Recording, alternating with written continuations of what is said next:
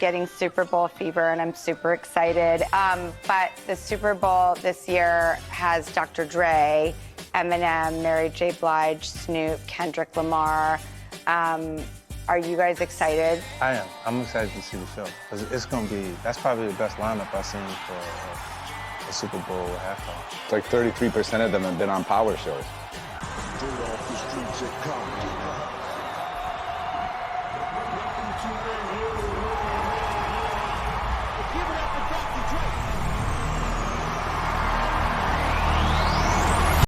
Hello, hello, ladies and gentlemen, and welcome to finally another episode of Off the Mark. We are super excited to be with you. I am your host, Miss Tootie Ho, as always, and with me, as always, is my beautiful co-host, Miss Meeks Kali. Yay! We have returned. My goodness, it's been back at it. It's been way too long. Yeah. If you guys remember, our last episode we did was the Travis Scott episode. Oh yeah, we will. Yeah, she was like, oh yeah. It's been a minute. A lot has happened since then.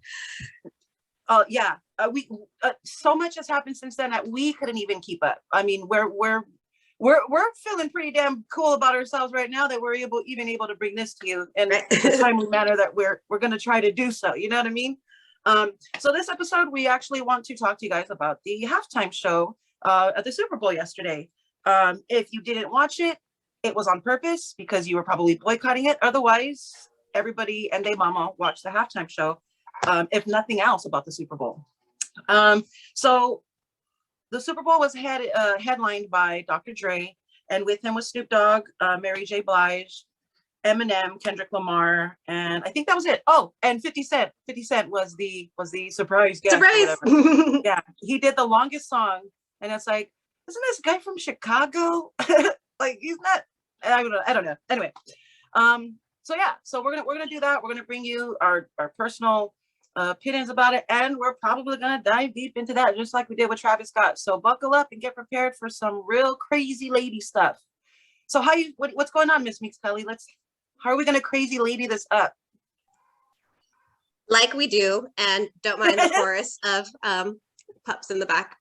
But wait, so okay.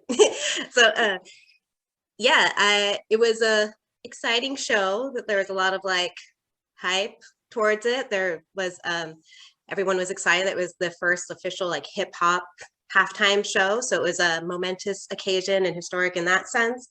And being now in February, Black History Month, and yeah, so that it also is especially dear and near to our hearts because that's very like of the times of us coming of age and stuff like that. It felt very much like a high school, I don't know, winter social or something like that. It brought me back. Yeah, exactly. We were in the club. But yeah, it was exciting. I don't know, what were your thoughts about it? How did it hit you? Are you excited for the game overall? Yes. Football makes me weak in the knees. I appreciate it as a sport. I always have since I was a kid because of my dad. We're diehard Charger fans. I haven't watched it in recent seasons for obvious reasons, and I'm not trying to rhyme. I swear I'm not. But you know, the Super Bowl's different. You know, it's kind of like it's an American tradition. It's more American than, I mean, it's just as American as baseball and you know, it's a gathering. It's a bonus Thanksgiving, if you will. You know. So side note, I heard that Super Bowl is the second most like food consumed day, and first is Thanksgiving in America. I would 100% agree with that. I was there yesterday. I believe it, right? Yeah, I mean, I agree. Overall, the Super Bowl is always amazing. They always put on a good show. Okay, let's just put it that way. And we're going to talk about how they put on a good show later. The score is 2023. Come on, guys. Anyway, we're going to bring that up later. The show, for me personally, very lackluster. I thought they could have done so much more with it. Yeah. Again, like I was saying, I have no understanding why 50 Cent had the longest set out of all of them. Like, we don't want to hear your damn birthday song. Like, we don't want to hear that. We want to hear like Long Beach and Compton sing. We don't want you here. Like that was weird. To me, that was weird and very just like, ugh, like why? It was like California Love, now down to the Chicago guy. Right? Right? The money. Oh wow. Take it away, Okay, Chicago. well, and LA's like, remember me? Like, all right, okay, 50, whatever. Yeah, very lackluster for me. And just so you guys know, if you're on any type of social media platform and you are on the side of that show sucked, you're being called a racist, you're being called a MAGA hatter, wow. you're being called a Trumper. It's so typically and just such a tired Predictable, freaking right. argument now.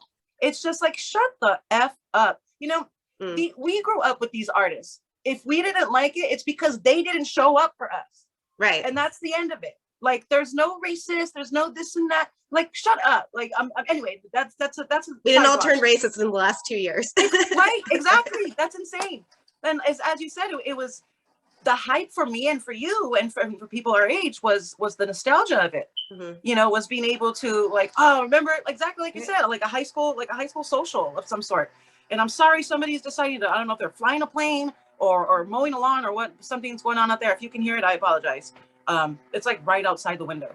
The guy's like, here, I'm gonna get closer. What was that? Oh, they're talking about the Super Bowl.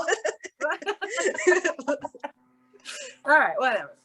But yeah, it felt very much like an MTV performance. There wasn't anything especially outstanding that I didn't feel like we'd seen 100 times before. And some people, especially celebrities, are even like claiming it's the best show ever of all the Super Bowl halftimes. It's like, compared to what? Since when? Like, did they forget Prince? Right. Michael Jackson, Tom Petty. Tom Petty might be iffy for most people, but not me. That was an amazing show, in my opinion. I mean, there's so many other artists that are just that actually, even The Weeknd, last year's was great. Right. You know, all the satanic shit aside, he pulled it off. Bruno Mars pulled it off. Like, come on. Like, what they did yesterday was they closed they were just on autopilot. They've done these same 3 songs a million times. It was like, it was nothing for them. It was a paycheck on top of on top of the spell. And you know, somebody brought something interesting up to me. While we are on the subject of everybody saying it's the greatest Super Bowl halftime show ever, downtown LA the night before had a drone show, a light up drone show. It was like NFL and glowing drones, and like they did shapes and they did, I don't know exactly what they did, but somebody was theorizing to me that maybe the spell happened the night before, that they were casting the spell the night before, so that we're already woke. I mean, no pun intended, but we are already woke to the idea that this is going to be the best show ever. This is going to be hype. Like this, you know what I mean? Well, there is a theme and tradition of doing like a 3-day thing, or things come in groups of 3, or and even the Satanicon convention was a 3-day period. So I wouldn't doubt it if they initiated the process of the ritual right then on the 11th of February, and then it built up to the 13th. Wow. But the actual like meat and potatoes of the hunkering down of cementing and creating the action of the energy is on the middle day. And then on the first day you're setting the space, on the second you're like transitioning or doing the transforming, and then on the third day is where you like lay the foundation and cement it, and then move it forward of how it's going to play into the future. So the score resulting was perfect. Wow. Yeah, being 2023. It was, that drone show was sandwiched in the middle of the Friday and Sunday celebration. So that's crazy. And it's funny because at work, you know, where I work, a lot of people were coming in, you know, a lot of the clients were coming in, and they were saying, I'm sorry I'm late. There was just traffic's insane right now. Like, why? Like, and then I remembered, well, LA is a clusterfuck right now because of everybody coming in for the Super Bowl, and the way they were coming in though, they sounded like it was just pure chaos out there. You know what I mean? On the freeway. By the time I leave work, it's nighttime, and the freeway is pretty much open. So I don't really get to see any. I didn't see any traffic at all, you know, and this entire weekend, and I really thought it was going to be kind of a mess. So you know, I thought that was kind of interesting. How many people came in and said, "Oh, I'm sorry, the traffic is just like awful right now." Like, wow, on Friday, really? So like whatever they were doing on Friday, I mean, that must have been a huge event. Also, I didn't hear anything. And I didn't realize anything about the drone show until Saturday evening. after like it happened or whatever. And you said that there was a shootout as well, that there was, or there was a riot yes, nearby? I don't know if that was Friday or unrelated Saturday, but yes, Mm. there was a shootout with the cops. And if you look closely in the video, one of the cops, I kind of hope we can play it one day, but if not, you guys look it up on YouTube. One of the cops gets out of the car and says, "Fuck this," and gets right back in his car. It was, I don't know if anybody else caught it, but I caught it and I was like, "Good for you, sir." Your first job is to go home at the end of the day. Man, I thought that was hilarious. You know what I mean? Wow. At this point, look, and no disrespect to anybody who was in that event, anybody who got hurt, but Right. but outside looking in, this is Wild Wild West, ladies and gentlemen. It's exactly like Dr. Dre said last night in his song. This is a Wild Wild West. Yeah. So it's survival of the fittest. That gentleman, hats off to you, sir, for getting back in your car and being really smart about not getting your ass shot. You know what I mean? Like, again, at this point, these men aren't being respected for protecting and serving. Why the hell are they going to protect and serve? We have to put that out there because that's exactly what it is. I don't like cops. I don't like the idea that they have this "I'm just doing my job" attitude about everything, because that's a slippery slope attitude, and they're going to be the first ones to overtake us. So it's not about me defending cops, but at the same time, again, survival of the fittest. So anyway, that's another sidebar. I got to stop sidebarring. It's all relevant though, and you know, and mentioning that I wasn't aware there was a drone show, or what the like interest of the event was that they were coming together for. But that's interesting because I remember when they were teasing what the surprise of the halftime show was going to be, they asked about Tupac, and it seemed like there was a lot of hint towards that. And there's been shows before where they've done like a hologram of Tupac, so that was what I was expecting, especially once they started playing California Love.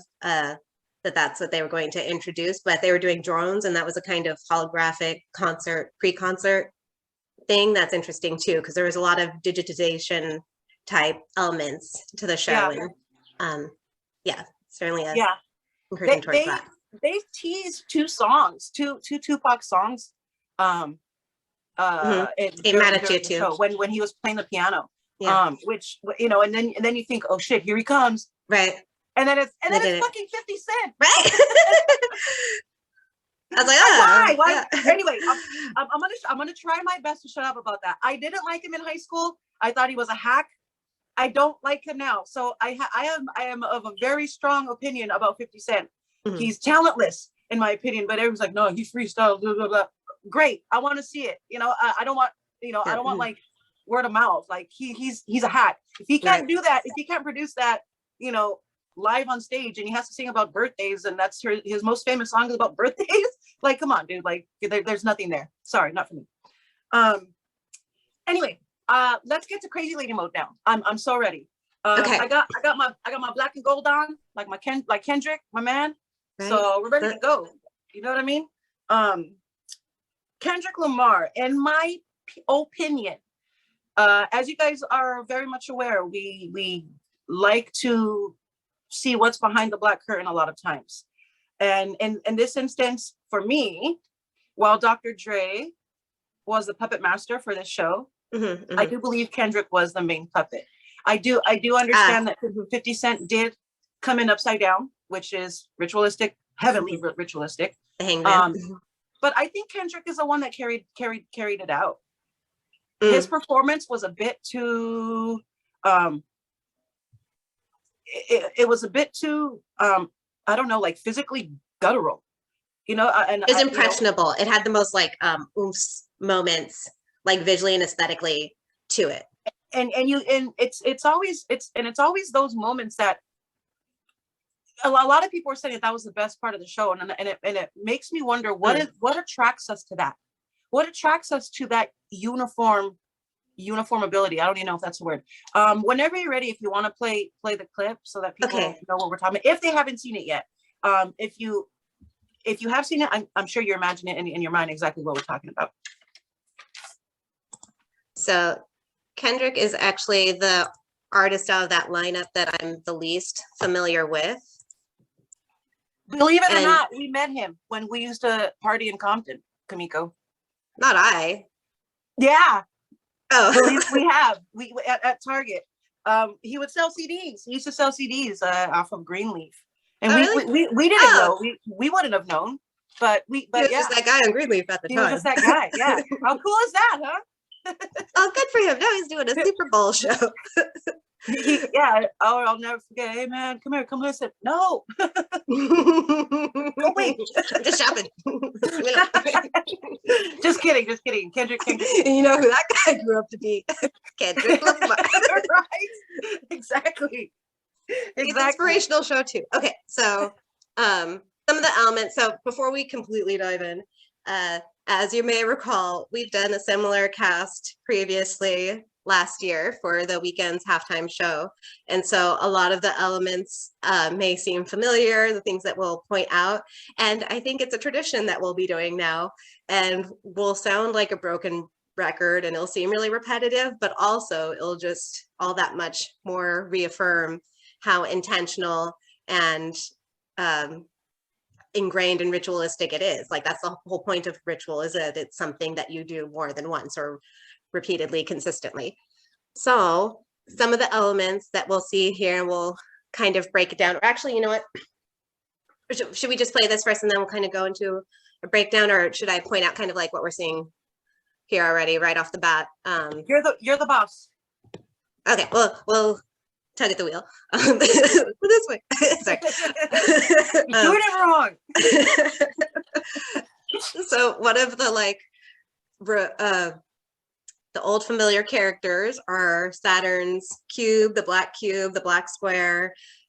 We had like the blackout day with the BLM and George Floyd representations of the black square. So this is representing of that, even as they're starting off, and the way it's kind of like landed square in the city. So here we will see the Kendrick Lamar performance. Seems like the whole city go against me every time I'm in the street. I hear Men down, where you from? Where you from? Where your grandma stay? I'm like, this is the city. all's my life I has to fight. All's my life I hard times like yeah, bad trips like yeah. Nazareth, I'm on one, you on one. God got us, we gon' be alright. Ho! We gon' be alright. We gon' be alright. Ho! We gon' be alright. Do you hear me? Do you feel it? We gon' be alright. So their formations here are really indicative too, so we'll do insert a few pauses over them. Do you hear me? Do you feel it? We gon' be alright. And when I wake up, I recognize you looking at me for the pay stub, but I'ma stop and looking at you from the face down. Make a left and leave it boom with the face down. Scheming, let me tell you about my life. Painkillers only put me in the twilight, but pretty it's the highlight. I tell my mama I love her, but this what I like. Lord knows, 20 years old in my Chevy, tell them all to come and get me, ripping everything I sold. Come and come and have it, no preliminary year in my record. Tell them mama tasting selling for the record. Tell the world I think I'm great. Trying to side my vice all day. Won't you please believe when won't you please believe when you know we've been hurt down before. When the pride was low, looking at the world like where do we go? And we ain't wanna kill a dead in the street for show. I'm at the preacher door, knees getting weak, blood might flow. We gon' be alright. 35 summers in the making, stop faking, you forgot about Dre. 35 summers in the making, I'm talking NWA. 35 summers in the making, stop faking, you forgot about Dre. 35 summers in the making, I'm talking NWA. Nowadays, everybody wanna talk like they got something to say, but nothing comes out when they move their lips. Just a bunch of different. We'll wait till he comes out. That is, I have a question about that. On the mount, yep. Mm-hmm. So, thoughts is? Okay, so yeah, okay, yes. I mean, we've seen that performance many times before, in many different Super Bowl shows. They always have the soldiers. They always have them marching around. Nowadays, they're always doing different shapes. Last Super Bowl, they did the same thing with the weekend on the football field. The Olympics in 2012, was it? They made, they had shapes and stuff and formed different things. Was it 2012 or 2008? Anyway, I don't remember this, yeah.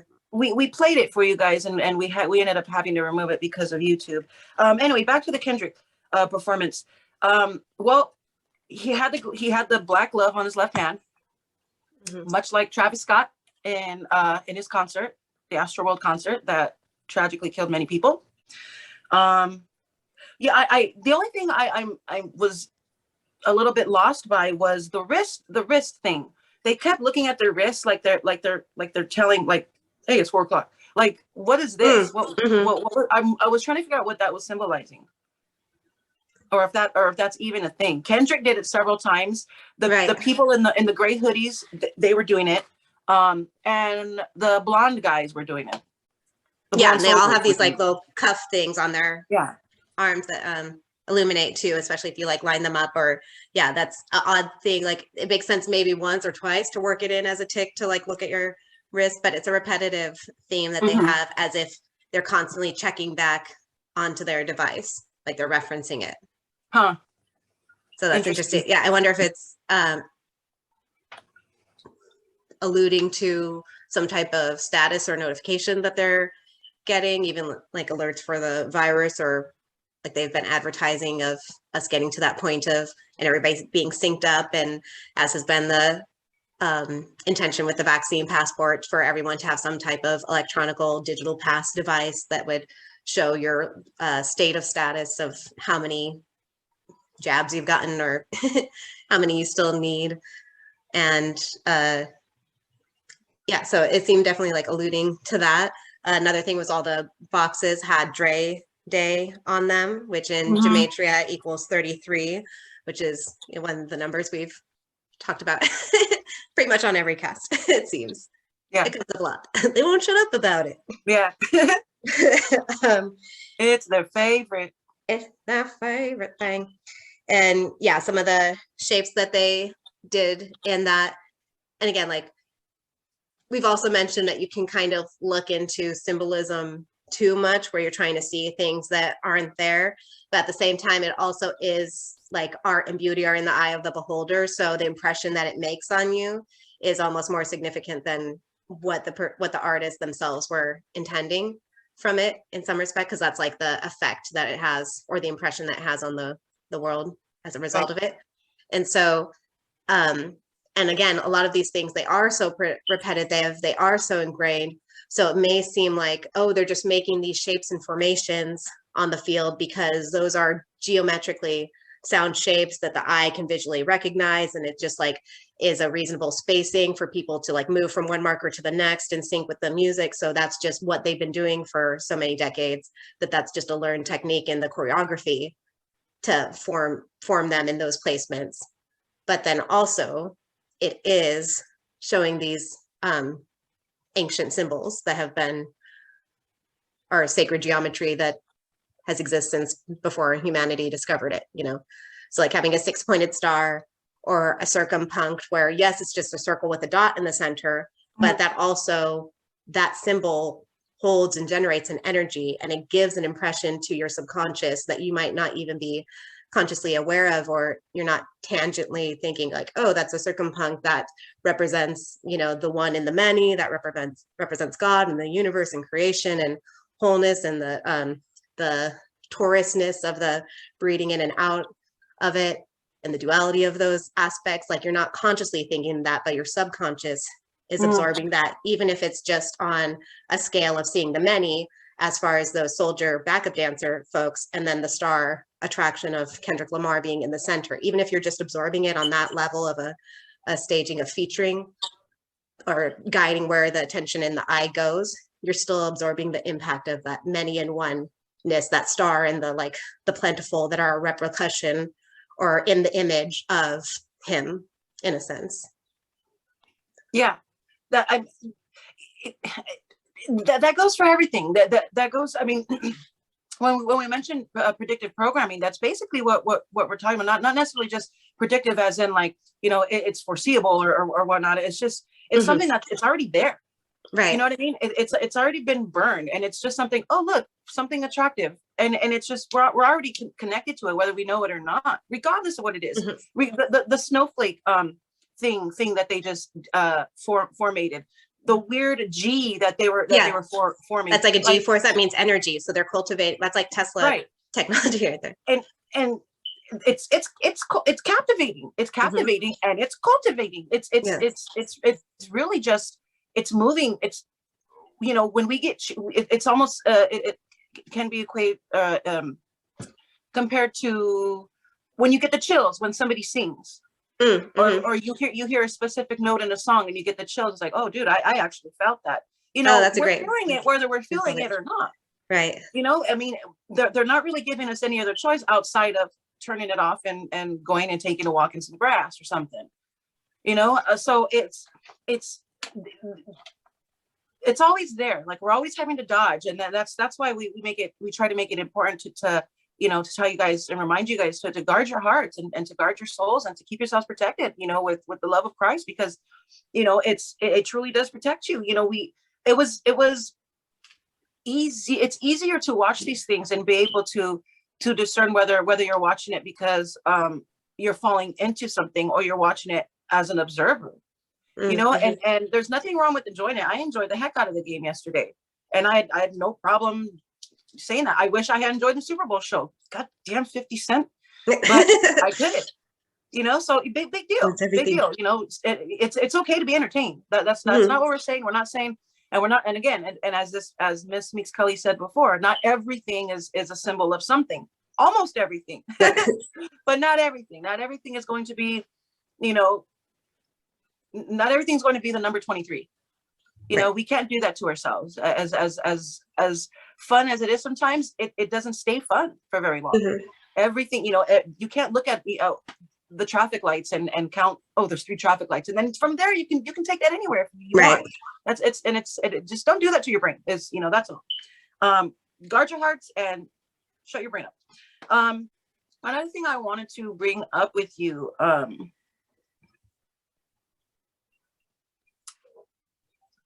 well, let's go to the score of the game. We're going to touch on a couple of things, but the score of the game ended with 20-23. I had predicted 21-23. I was so close. That's a good guess. I was like, ooh. What are your thoughts? Like how coincidence? What is the coincidence that would be a thing outside of everything else that was set up, everything else that we know that we as studiers or observers know to be like, oh, well, this is why they did this. This is why they did that. Why did they choose 2023? Right. And it's so coincidental where it's, like the truth is stranger than fiction kind of thing. And one thing for people to keep in mind as we're mentioning all these like outlandish, crazy lady symbolism, conspiracy things, is that God's a mathematician. God speaks in, the alphabet and numerology and gematria and chemistry, and all these different systems of language and correlation are the ways that the universe is able to construct and interface. So the numerology is repetitive, the astrology of different aspects, the synergy of construct of the geometry of it. So to have 2020, and the same token, I think we've mentioned on another cast of how some ways the things are so synchronistic to the point where it's beyond what any like vicious human in some corporate suit is like, I'm gonna tell the guys to like throw it in the 8th inning, or like to trip on their laces, or like fumble the ball on this. Like, it's not perhaps even that intricate. It definitely could be, and it's more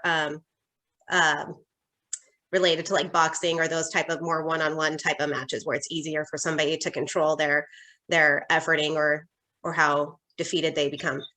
But in a team setting where you have 2 groups, there's a lot of variables there. So it's almost beyond what could be. And again, it could entirely be orchestrated, because that a football as a whole, much like the WWE, before wrestling was real and now it's not, we just all accept that it's for show and it's for entertainment. And so same thing, it's very interesting who the Super Bowl headlining teams happen to be each season. Like it was the Patriots after 9/11 type stuff where like, isn't that coincidental, you know? Oh yeah. Like proves our point, you know, like, oh, America, you know, so there is like an element of that in the picking and what would be in the best interest of the narrative of the NFL. They don't want it to be completely willy-nilly based on the teams and their ability per game, because not every team has the same sponsorships and whatever, where it's not going to be as prosperous for them to have certain teams at the Super Bowl, regardless of whether they played the sport the best at the time. And granted, if they won the Super Bowl, they could pick up sponsorships and all that kind of stuff. But in the meantime of it, like it's very intentional, just like presidential campaigns or for anything else. So or the Grammys or any of these type of awards where out of all this talent, why is this particular person or people elevated as being the supreme of it? So on one hand, like the score is beyond what could just be to coincidence, because we are, you know, leading through 2022. And that's a part of spell work, is that you once you've cemented it, then you try to transition so that it goes into the next phase of life. You attach it to the next thing so that way it can continue living and persisting. So for it to be 2023, that energy that they played throughout the game and all of it leading up to it, all the hype, all the emotion of fans from different teams where they didn't get to participate in the Super Bowl, all of that is muddled up into this one like basket of the icon symbolism of what this Super Bowl was. And now that's spilling out with the result of that was 2023. So all of that amassing from the entire Super Bowl is now an egg that's planted into 2023 as the resulting score of it. And it's interesting even that the teams of this year, as we were discussing, were the Bengals, which are tigers, in the year of the Lunar New Year of the Tiger, which just initiated a week or so ago, or a couple days ago. And as of the filming of this cast, and so it's the year of the tiger. And then the other team, the Rams, is in Chinese astrology or lunar astrology, the year of the goat / sheep / ram. So it's a horned figure, and goat again is a satanic symbol, and or any hoven horned creatures are correlated in that like group or energy. So it's interesting that those would be the two teams playing, and that those are the energies colliding. 2022, the year of the tiger, is colluding with the ram into 2023. And I think the next time we have year of the ram is going to be, or year of the goat, is year 2027. So that's another 4 years out. But that's another element, is doing things in 4-step increments, because like we've mentioned of the square and Saturn and all that, that or like the cube, the 8-sided or the 8-cornered cube, having 4 is 4 corners where you can complete the square. It's the 4 seasons where you complete the year. So again, that's another way that you like cement and implement, plant or sow the energy that you're wanting to in the future manifest. So even it being like 22, even though the 20, it's a full of a 6 if you add up all the numbers of 2022, but otherwise just being 2022 is a 4. And I forgot where else I was going with the 4 thing, but yes. Any thoughts? You know, again, like once we realized what the score was, like, I was like, okay, well, that's a bit ridiculous. Okay. You know what I mean? Like, It's like 2 on the and nose. it makes me, what is the lunar animal for next year, 2023? I'm wondering. I have to look it up real quick. I forget. It was not the ram though. Yeah.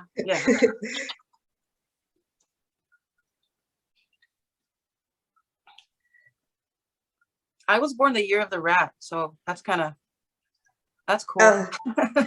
So next year is the year of the rabbit, which is the 4th in the 12-year cycle. Is it a white rabbit? I know it could be. And that Lunar New Year will be on January 22nd. That's interesting. Oh, That's that like is another 2-2. that is like a month before. Huh.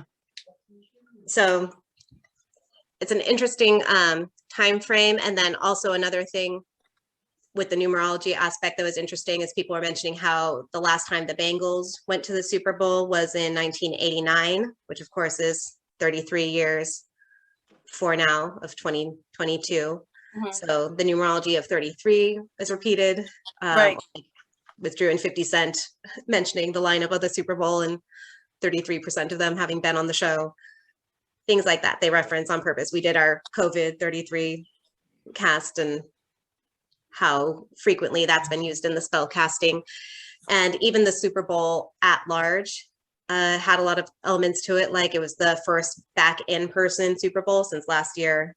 They didn't have a full stadium audience. And so that was a big accomplishment in the narrative of the pandemic for us to reach that point, to be able to be in stadiums again and unmasked, most of them, especially those celebrities and athletes, contrary to how it is in, you know, the rest of LA where, you know, they played at the SoFi Stadium. So if you walk out of the stadium though, and go into any local store, you'd have to mask up. But you know, they're especially the celebrities. They, as of the 15th, which is in as of right now, it's tomorrow, they're going to lift the mask mandate for indoor all over, except for the kids, except in schools. You know what I mean? So I think I posted something the other day or last night, you know, basically just saying, you know, we all watched the Super Bowl. Every single one of us watched it, and we all watched it without bitching about nobody wearing a mask. And yet we send our kids wrapped up in a fucking face diaper. Right. Like, how is any of this making any sense anymore after 2-something plus years? And the psychological impacts of that on the children, like we haven't tested, like they know the psychological impacts of masking people in like gulags or things like that, you know, but not in, you know, kindergarten. So we'll see the result. Imagine all the babies born these last couple of years and them trying to figure out facial expressions and all that. And our facial expressions are so related to our emotions. But yeah, when somebody please think of the children. And another thing that the Super Bowl is so well known for is that it's one of the highest child trafficking days. So the fact of people being able to be there in person also means that they were able to get back to business as usual. And it was no coincidence that like the star-studded lineup of celebrities who happened to be there that day were among folks that have been connected with, you know, certain flight logs and, you know, parties and all of that kind of stuff, or have had very peculiar interviews where they joke about eating babies and stuff. Isn't it funny? Hilarious. I mean, they opened it with The Rock. Oh yeah, and he had that whole like child molesting robot skit on SNL. He's also said several times that he eats babies. Yeah, and that's funny, huh? That's hilarious. Yeah. So I mean, and I mean that you hit the nail on the head there. That I mean, I'm really happy you brought the child trafficking thing up, because you guys, it's as much hidden as it's as much in our faces as it is hidden. Like it really is everywhere, and they disguise it with the most well-intended public things, you know, you can think of. Disneyland, the Super Bowl, you know, all of it. I mean, it gets really exhausting to say that everything is evil, because it's not about everything being evil. It's simply just being aware of what's behind the curtain. Not everything is going to be, you know, we can't always wear the what do they call, the rose-colored glasses or whatever the expression is. You know, it's not to, again, it's not to scare anybody or to be Debbie Downers. It just needs to be made aware. Like I'm very yeah. Thank you so much. Thank you for bringing that up, because that's important. And the way you said it, and it's exactly that. It's business as usual now. Okay. Finally, we can go back. And that's such a great point that, like, you know, we need to bring our awareness to this. And with it being Black History Month, I've seen a lot of people posting on social media of how we can, you know, especially, you know, trailing with cancel culture, of how we can continue to evolve and correct our language, that there's a lot of, you know, racially charged terms that are just common catchphrases or whatever, or turns of phrase that we use that actually have a really offensive or depraved backstory of how that phrasing came to be. So we retrain ourselves not to use those terms conversationally, because there's other ways that we can express the same sentiment or thought or communicate the same action without saying something with that type of history. So likewise,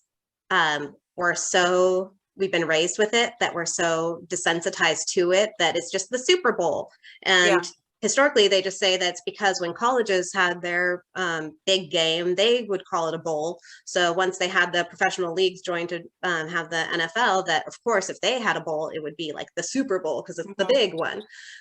So it doesn't make sense. But there was a lot of posts too on social media of people pointing out on both sides. I saw memes where it was like kind of tongue in cheek, like for the Satanists of like, oh, I hear everybody talking about the superb owl and how like I assume that they're all worshiping the Prince of Hell, and so it was just a toss away like that. And then of course there were the other memes by all the right-wing MAGA folk, QAnon folk that are pointing it out, that superb owl like Moloch, like who these sects of people have been worshiping for centuries or aeons. And yeah, that's no coincidence that on this event that's related to the highest child trafficking day also had these celebrities from a certain flight log on an event called the Superb Owl, where you sacrifice children to Moloch.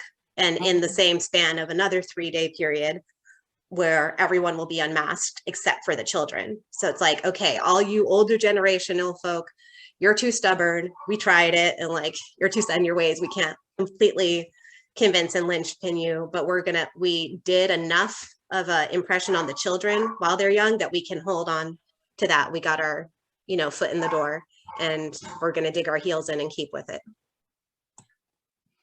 Yep, that's it.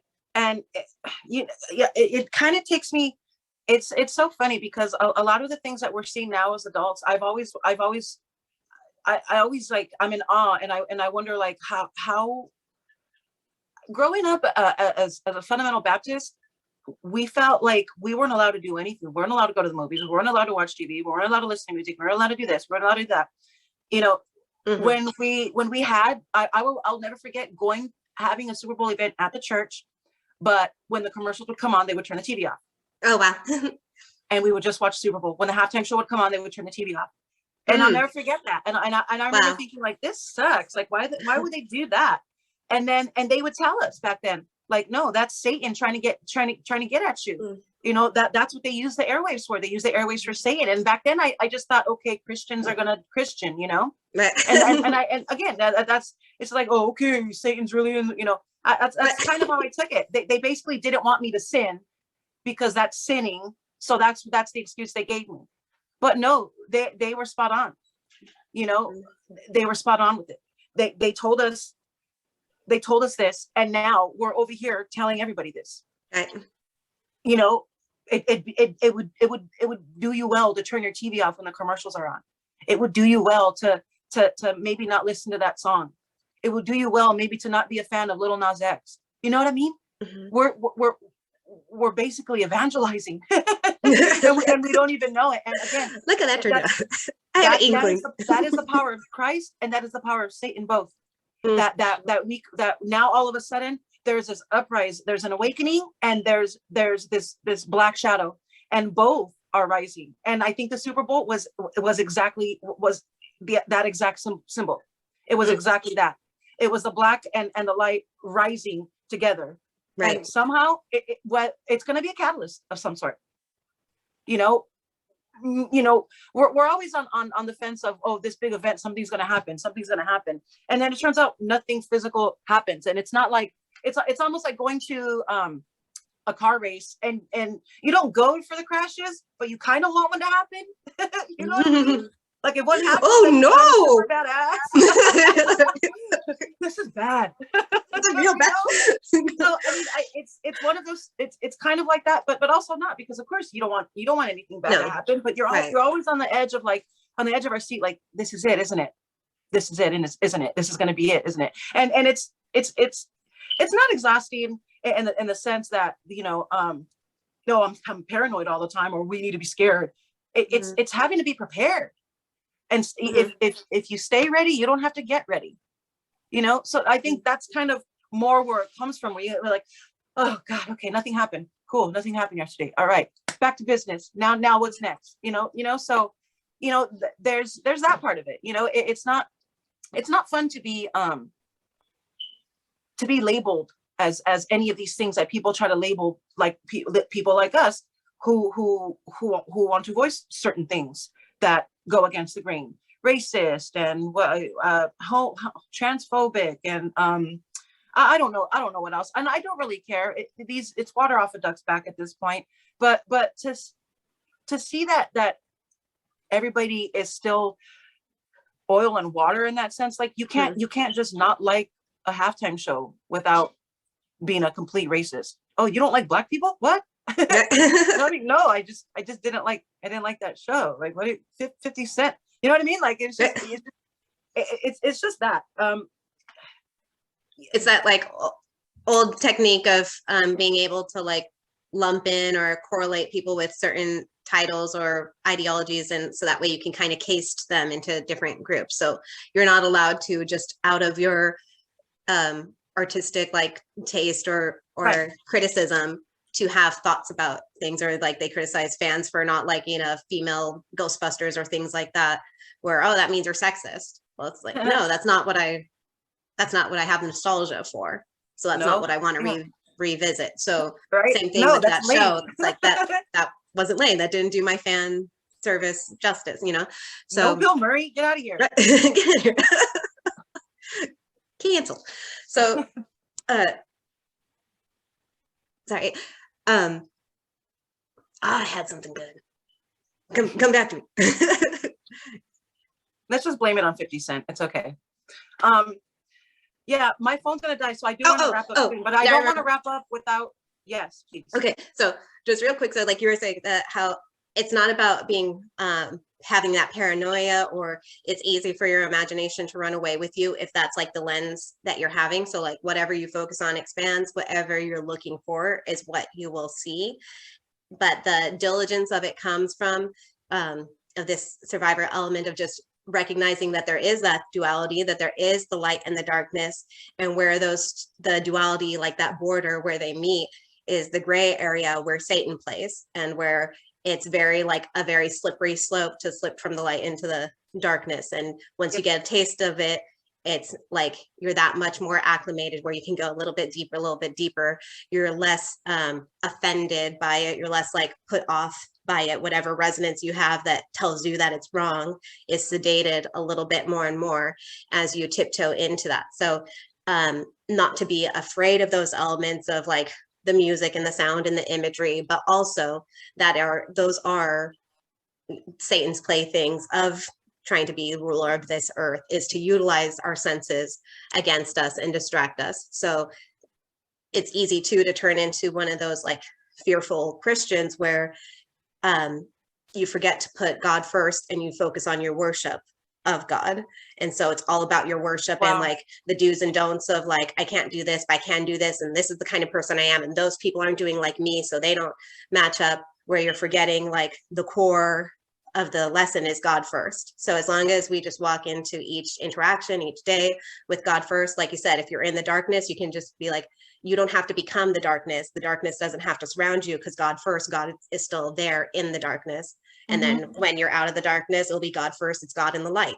Otherwise, if you just get distracted by the light, you'll get lost in the light. You can get lost in your in your Christianity and your virtue, or whatever, your perception of your virtue. So same thing when you're watching these shows, you don't necessarily have to tell your children, like turn off the TV in that sense and try to blot all the darkness from them, because it's a fool's errand. And our parents tried it with us, like with all, you know, the love of God in their hearts and in good intentions with it. But all we learned is that this gray area stuff will lead us to sin. So we're bad. And we learned to like distrust our senses, because we're like, well, it doesn't feel that bad. So do I listen to my elder and respect them, or do I trust my senses, which feels more real and genuine and authentic to me, and indulge in it a little bit? Because when your parameters are only don't do the bad thing, you're going by that of like, well, what is bad and how close can I get to it without like crossing that threshold of being in the bad? So a lot of people can do a lot of satanic things, like have the checker, like I love checkerboard stuff, you know, and like you can have the checkerboard floor and like wear the black, you know, things and the nails and the emo and whatever, or like say the things that are really gruesome, but it's funny. You can do that or listen to the music and all that kind of stuff. You can take on those energies, but if you're being influenced by it, where that's overcoming your God first center and core, then you've been like thrown off and you're going to be swirling in the whirlwind. But if you can hold on to the anchor of God first, no matter what the ocean is doing, like you can be at peace and safe and in the heavenly haven of it, where it doesn't matter if you live or die, because God first, like you're with God. It doesn't matter Right. if people are going through their part of their journey where they're expelling their demons, or whether they're like discovering their light, because God first, either way, they're each doing unto what they're supposed to do in that time and season. Your only responsibility and accountability is not to like shut down the Super Bowl. Like that's a waste of energy. That makes a lot of money. People are going to like be in that. But all you can do is have these types of conversations where we're bringing this type of awareness. So instead of people being brought up, like a lot of people are talking about, Snoop Dogg crip walked during it, so that meant something. And then, you know, like obviously, you know, it's referencing, but and then Eminem with his like calling Kaepernick Neil. Yeah. Lame. We're like two That of the was big so 2 takeaways years of like ago, bro. rebellion, you know, resistance. You know, so just being able to not get swept into, they're telling us where our next focus is going to be is like having those digital checks, us all being like into the grid system. It wasn't, you know, coincidence that they had like a city setting with all these buildings and everything was like smart house and like synced into each other. That's, you know, where we're headed, as having these smart cities. They had Super Bowl commercials with like Curb Your Enthusiasm guy and Bitcoin, for like a Bitcoin commercial. So it's them crashing the dollar so we can switch to crypto and currencies. And then they had like the Alexa commercial with ScarJo and Colin. So, you know, they're having all these types of things where they're pre-framing us and getting us ready. And all we take it as is like, oh, I remember these artists and now they did a thing again. And I recognize that. And I remember how I liked it before. So now it reminds me of how I liked it. And so I like it again. I guess I feel good. Entertainment, like accomplished. But it's a comfort zone thing. Yeah, it's a comfort zone thing. But when we can put it into the context of like the story and where the money is like leaning at large, where the money is being like pushed and invested towards is towards the, you know, enslavement of humanity. And so if you can, no big deal. I noticed that some people, yeah, but if we can just like detach ourselves from like, money's going to try to make more money, money's going to promote itself, money's going to like talk highly of itself and boast itself and be the wizard, you know, and like we have to look behind the curtain and see what is the real currency, and that's energy, our attention, what we put our thought, word, and deed into, and then what we hold at our core, what is the most priority of ourselves and our being. And so if you put God first, you can't go wrong, no matter what. Right. Beautifully said. Very beautifully said. And truthfully, that's where this idea of no fear comes in. It's impossible to have it when everything is God first. When he's first, everything seems to fall into place. And even when it doesn't, there's really no reason to fear, because eventually it will. It's an amazing thing to be at peace. And again, it doesn't make anybody better than anybody. The only reason to talk about it is so that other people can feel it. Right. You know, so others don't suffer. So others don't suffer. Especially. Exactly. Right. Why would I want my brother or my sister to suffer? Why would I want somebody else to be miserable? We're doing it to ourselves. We're closing our own eyes. We just want everyone to open. Exactly. It's in itself a form of spreading the gospel, which again, historically is something we learned, was the Great Awakening was eventually going to happen again, as it happened in the 1800s, 1600s, was it? Right. With Isaac, and I can't remember the preacher's name, but Ivan, damn it, I don't know. Damn you, 50 Cent. But it was a huge thing, the Great Awakening, like it already happened before. Right. And apparently it's happening again, modern day, modern times, secular, where secular and spiritual basically collide in an even more intense way than back then, because they didn't have OnlyFans and they didn't have, you know, like all this sex in their faces, you know, stupid, sexy Flanders everywhere. You know what I mean? They didn't have any of this stuff back then. I can imagine how intense it's going to be for our kids, even more so for us, that spiritual battle, you know? So, you know, just, if you're not spiritual, or if you don't believe in God, I suggest you try to open your mind to it in one way, shape, or form. And I think we're there. I think for the most part, people are considering it because they're not finding anything in another plane. They're not finding anything in the world of atheism and nihilism. That's sad. What a horrible brick wall to hit. Like there's stories of Aleister Crowley and Anton LaVey, the founder of Satanism, that like on each of their deathbeds, like Aleister Crowley said, oh no, something's wrong, something's horribly wrong, and like, you know, freaked out before drifting away. And then Anton LaVey said something to the effects of like, I was wrong about everything, right on their deathbed, wherever they were being summoned. So yeah, with at the end of the day, they feared their death. That's sad and scary. Yeah. To die. I mean, death in itself, I'm sure is scary, you know, no matter what, no matter what instance you're in, of course it's scary, but to not know where you're going to go, to at the last minute finally feel that regret when you've had it in your face all along, dude, that's scary. And I'm so happy I ain't got to go through that, but that's a scary thing for a lot of people, you know, and I'm kind of scared for them.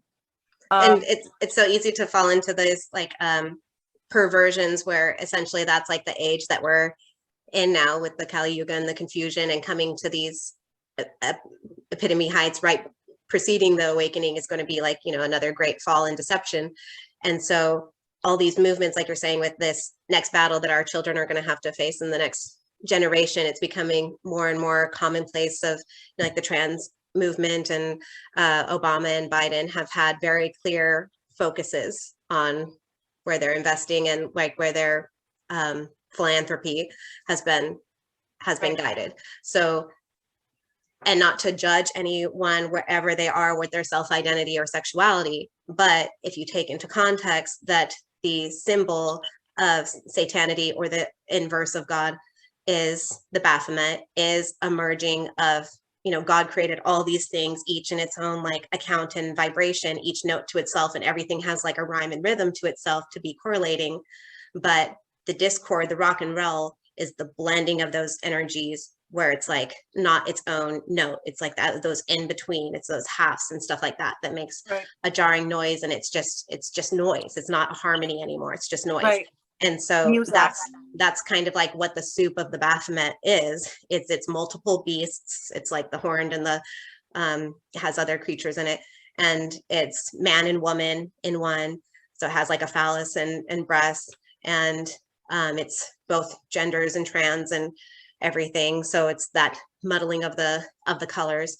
And even recently, you know, they rebrought the Matrix revival and the whole blue pill, red pill. The characters in the performance were very black and white, and red and blue with the lighting, or the Pepsi, you know. Even in the very intro of the halftime show, they had the Pepsi ad where it was Saturn, like the circles turned into the rings of Saturn, and then it flew into Earth. And so like it had that whole celestial luminous bodies element of those different degrees. And so now we're into this swirling time where like the up is down, the reverse, the black is white, and the red and the blue merged into a purple, where it's a new entity or being, unlike the creations of God, you know, and like it's that blending. And as we grow closer to it and be more influenced by it, again, like the biggest takeaway, I guess, is just to not turn to hate from it. And through all of this, we're not speaking hate to anyone, right? Except for maybe 50 Cent. 50 Cent. Right. We've been firm about that. Okay, right, established. But you know, it's just to speak love into all of it for wherever people are on their journey, and to just be a representation of where you are in yours, and that it's not to condemn anyone from you know, we're not condemning like the trans community or anything by this, but we're also seeing Right. where the culture has prioritized for our youth to identify themselves and what their causes are that they're being instructed and trained to rally behind is the division of like race, when we're really just one people's, the human race, that happen to be interacting with different environments over time. So there was like eugenicist, like genetic references too in the halftime show. But they're like encouraging that division of racism, which again is a new concept that's only existed for maybe 100 years or so. As far as, not to say that different groups of people haven't fought and battled in war before, or that they haven't, but the term racism and how it's like implemented as an ideology to condemn others is a new concept. So they're teaching us like that we're different races, but then we're one gender, when in nature and Weirdos. history experience, like Yeah. like we're one race and many and you know, multiple genders or dual genders. So yeah, we just loving everybody. We're all in this together in that sense. If one thing from the pandemic, they did get that right, but you know, on the other end of it is that it's also a Titanic of sorts, and you know, we're working with systems where you can't see the detriment of it when you're in the presence and act of it. Like you can't see an economy crashing until it's too late. Like if you notice it, then there's been too much stuff that's already happened to derail you, that you've been off course for a while. Right. That was Stay as good a vigilant. place to end. Just stay vigilant, you Yeah. know? And yes, unfortunately, we do have to end because I don't want my phone to die on you. It's like at That's 5% right now Okay, or less. yeah. But I hope we brought something worth your time. It feels good to be back. It feels amazing to be back with you guys, actually. Can't wait to do this again with you, Miss Mixcali. I've missed you so much. Like, oh my Me God, and too. I wanted to tell you, you look like Dolores from Encanto. Oh yeah, I've been doing that, right? I love it. I Fire. love it. See you, babe. So yeah, speaking of Encanto, we're gonna do an Encanto review because Oh, that yeah. movie was phenomenal in many ways. We're still gonna do COVID babies. Those things Oh, yeah, are yeah. weird. Right. We still got Yay. Plenty. We're gonna do a Kanye episode. My God, we got so much coming to you guys that we already have in the works. On top of all the breaking news that's gonna happen, I'm sure. Right. So yeah, just stay vigilant. Be aware. You know, as Miss Kali said, it's a slippery slope. It's very easy to get lost in the dark. It's very easy to get lost in the light. And honestly, if you get lost in the light, you're probably a moth. So yeah, so I'm gonna end there. And Miss Kali, love you very much. Ladies Love and you. gentlemen, stay vigilant. We'll see you guys again soon. Bye.